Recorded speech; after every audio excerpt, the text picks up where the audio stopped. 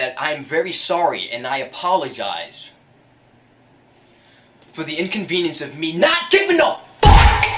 Bonjour everyone, Pantoufleee here today for a new video in which we're gonna have quite a lot of fun because we are gonna spawn camp. As you all know, burning games were available for a week and now it's over. But even if it's over, yesterday I did a quick stream where I played 1 or 2 games with the Smasher, which is supposed to be one of the most broken tanks in regular game modes. And I thought, you know what, maybe it's also one of the most broken tanks in the burning game mode. And oh boy, was I right, for 2 reasons. First, when you're in burning games, you respawn, and that ability to respawn makes you vulnerable if you have something in your spawn, an enemy for example, that can one-shot you, which is the case of the Smasher because you are featuring 960 high explosive average damage, and also because when you take a look at the Smasher in burning games, as all the statistics are increased, you are going to reload quite fast, which will make you an actual great opponent, or great, I should say, a nightmare of an opponent to your enemies. So let's see what it will look like. There we go guys, for the mighty game, and as you can see, luckily for us, we are top tier. It's something extremely important for you to be able to spawn camp, because without this ability and without you being top tier, I don't feel like the Smasher would be able to use its HE correctly by one-shotting, I guess, all the tanks you are going to encounter in the enemy spawn. And that's what we're going to try today, right there, fellas. We are going to try to go in their spawn as soon as possible. Obviously, it's going to take some time, and we're going to be able to do that only around the end of the replay, simply because if we did that previously, with the number of people that are gonna die, I'm gonna be outpassed and completely destroyed by the rest of the enemies. I want to remind you that when you spawn back into this game mode, you have some new special abilities that are making you quite broken, considering that your Smasher only has 1 life.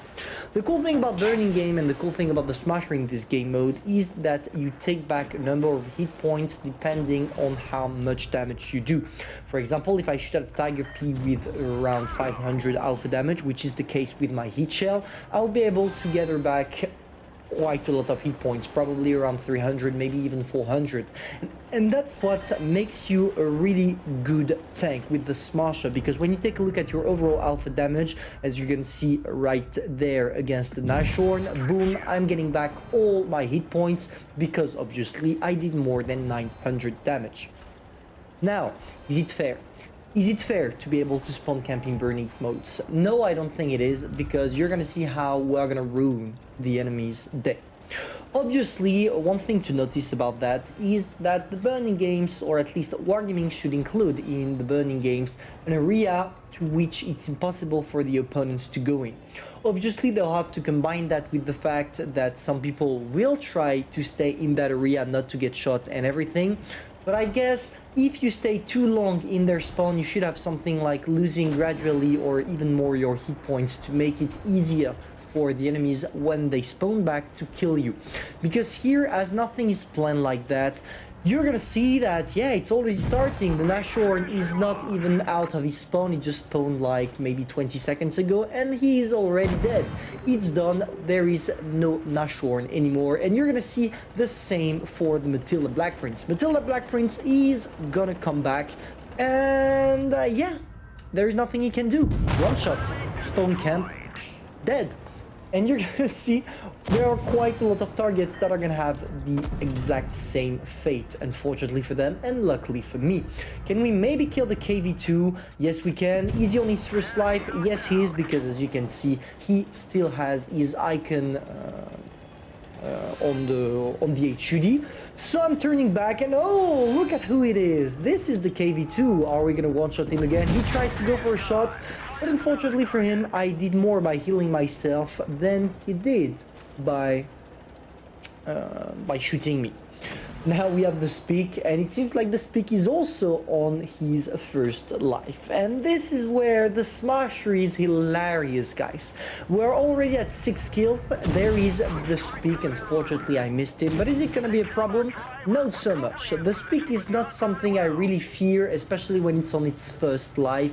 If it was on the second, maybe I would fear a little bit more of that tank, but here it's definitely not the case.